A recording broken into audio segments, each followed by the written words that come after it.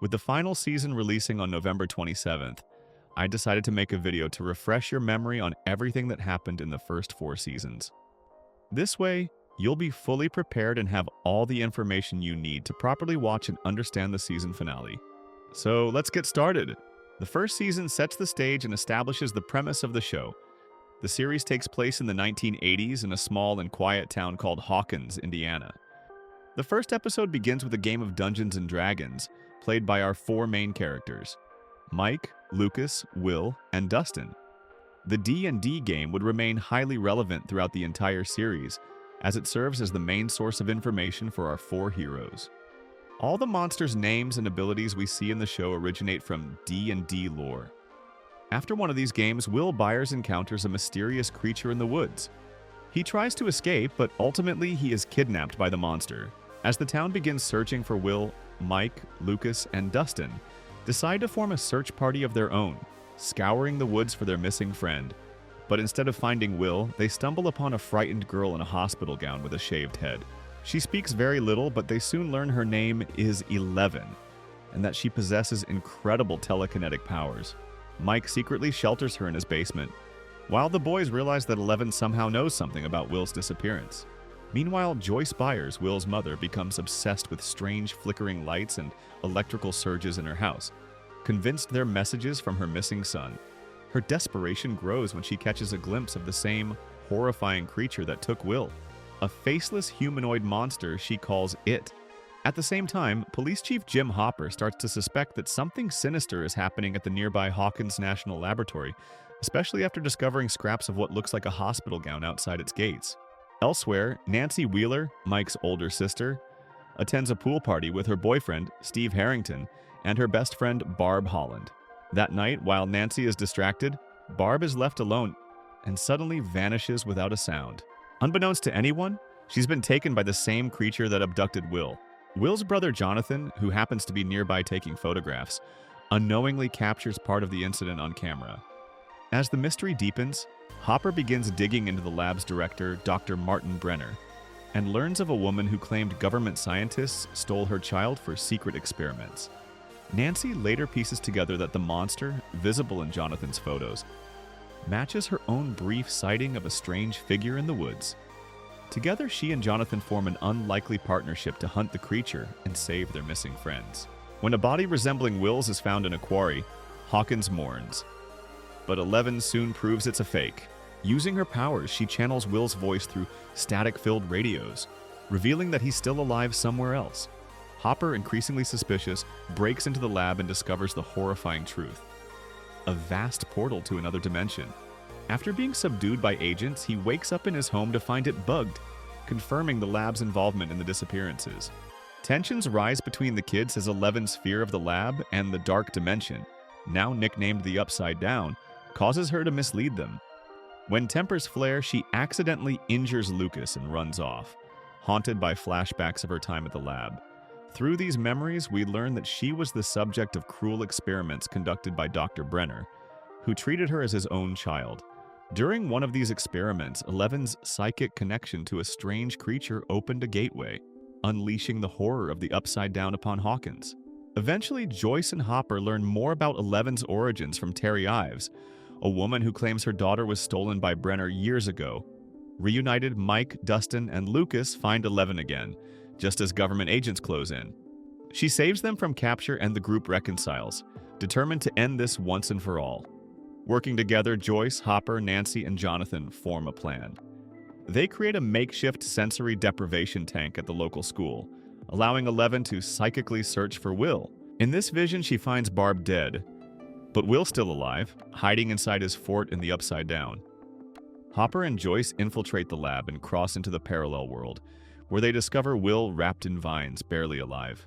Hopper recalls the pain of losing his own daughter and fights to bring Will back, performing CPR until the boy finally breathes again.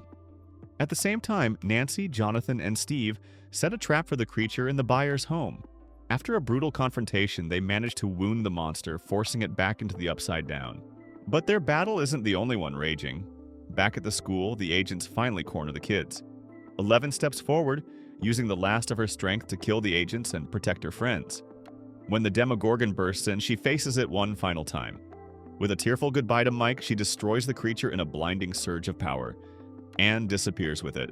In the aftermath, Will is hospitalized and reunited with his family and friends, while Hopper is taken away by government agents for questioning. A month later, life in Hawkins seems to return to normal. But peace doesn't last. Alone in his bathroom, Will coughs up a slug-like creature and briefly slips into a vision of the Upside Down. Proof that the nightmare is far from over. Season 2 starts with a gang of criminals murders a man and speeds off in a van, chased by the police. During the pursuit, the group drives through a tunnel just before rocks collapse and block the entrance, cutting off the officers. But the falling rocks turn out to be nothing more than a hallucination in the mind of the lead policeman.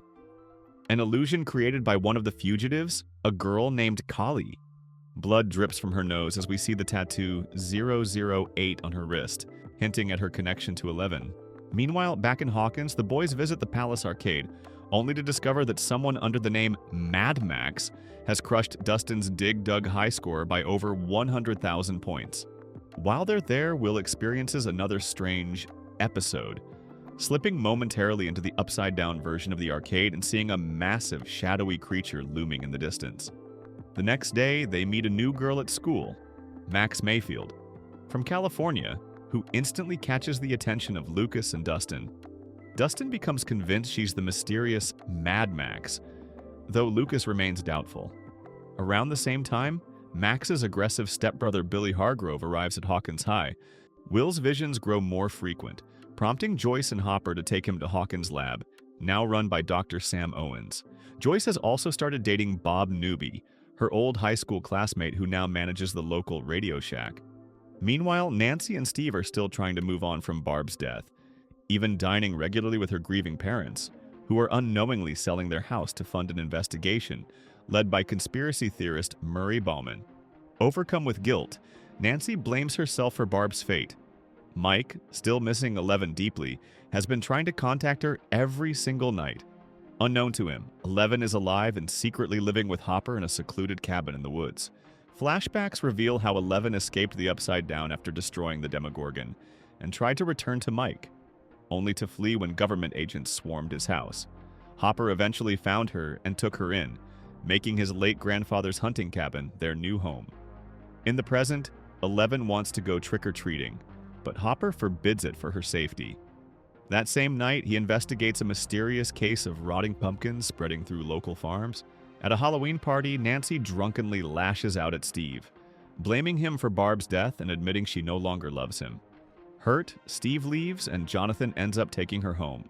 The boys, joined by Max, go trick-or-treating, while Will has another terrifying episode where he again sees the shadow monster.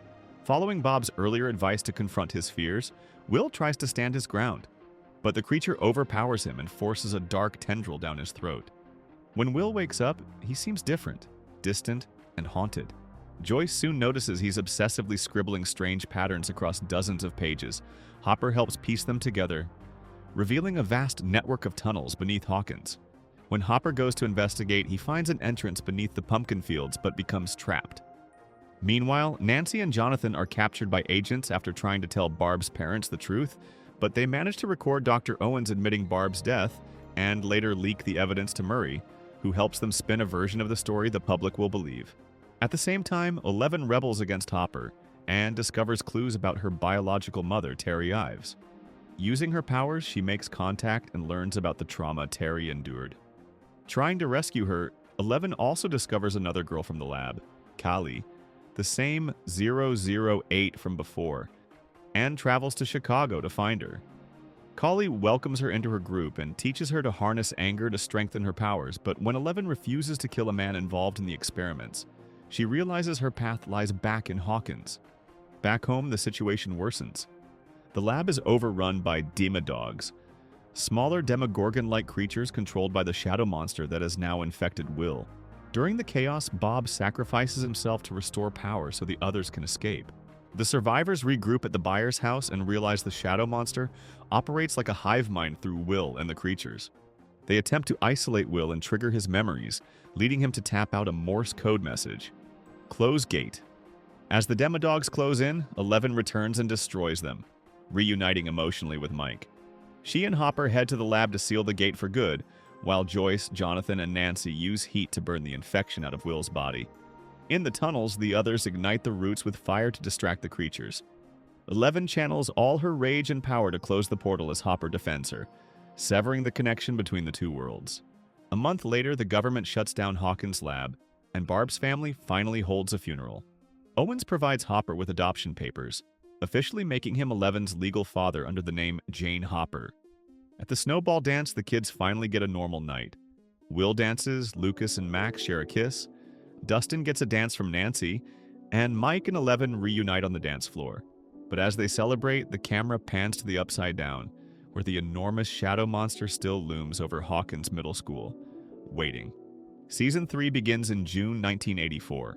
In a remote facility in Kamchatka, Soviet scientists attempt to forcibly open a gate to the Upside Down, but the experiment fails. Under orders from Stepanov, Hitman Grigori kills one of the scientists, while the surviving scientist, Dr. Alexei, is given a year to live. A year later in Hawkins, the newly built Starcourt Mall has disrupted the town's economy. Mike and 11 are now dating, much to Hopper's disapproval, and he warns Mike to stay away from her. Dustin returns from summer camp, building a radio tower to reach his new girlfriend Susie, but his friends leave him behind. While fiddling with the tower, he intercepts a mysterious Russian transmission. Meanwhile, Will still senses a lingering connection to the Upside Down, hinting that the Mind Flayer may still be alive. Strange events escalate when rats gather at the abandoned Brimborn Steelworks and explode into an organic mass. On his way to meet Karen Wheeler, Billy Hargrove is attacked by an unseen creature in the mill, which leaves him with visions of the Upside Down. Tormented, Billy eventually kidnaps his co-worker Heather Holloway and delivers her to the creature.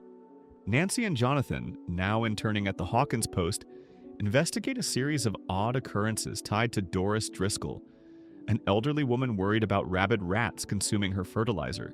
Max and 11, meanwhile, bond while shopping, and 11 ends her relationship with Mike after he lies about Hopper's threats. Joyce notices objects around her losing magnetism, which eventually leads her to suspect the abandoned Hawkins lab.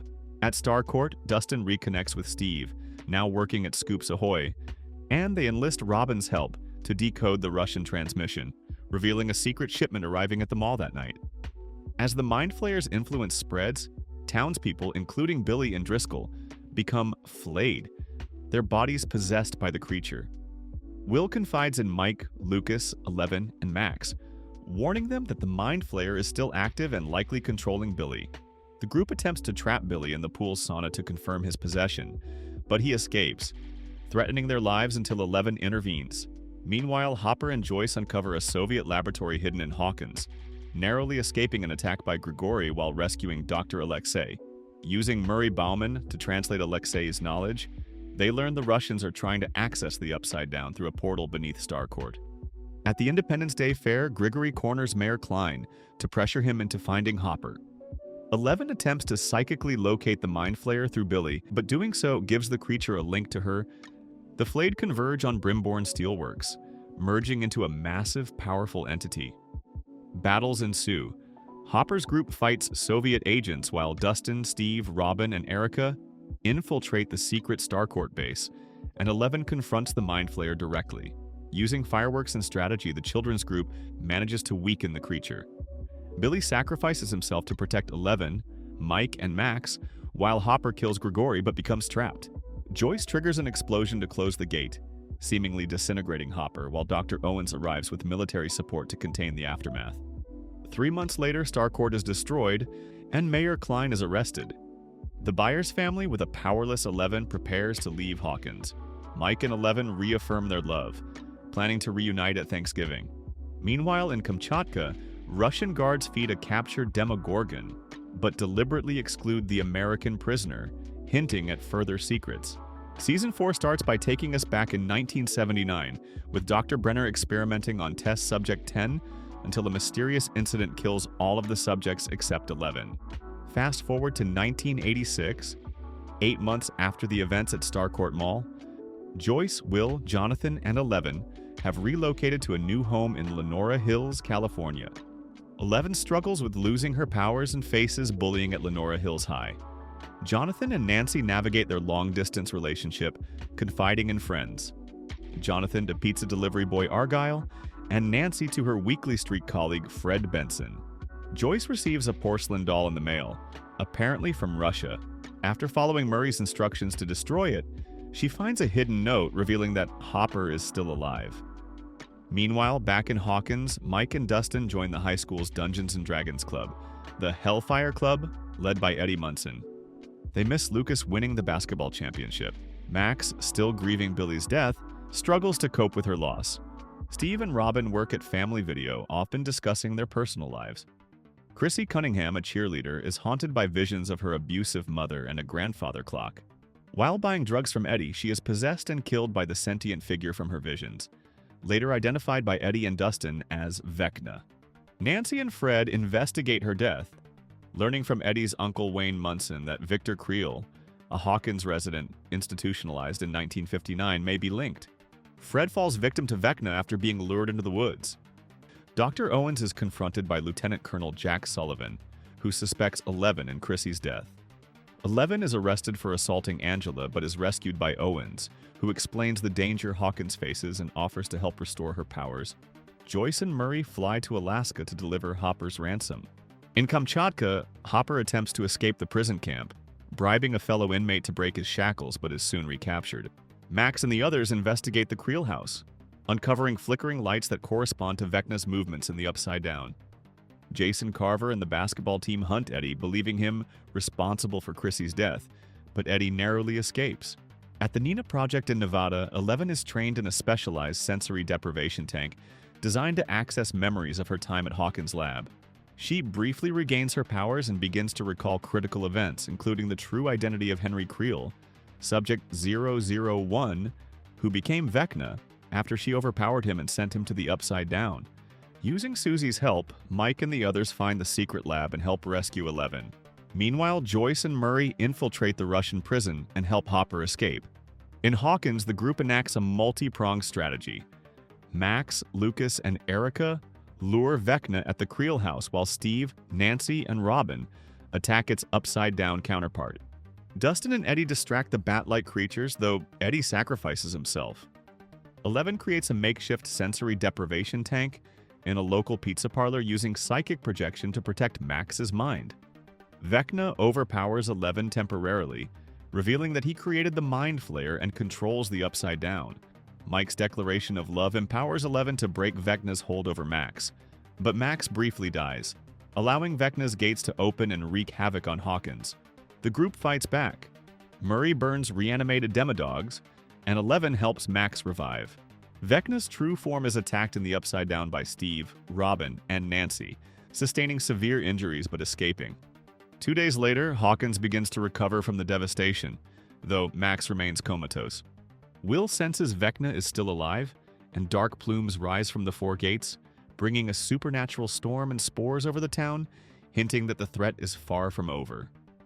And with that, we conclude this video.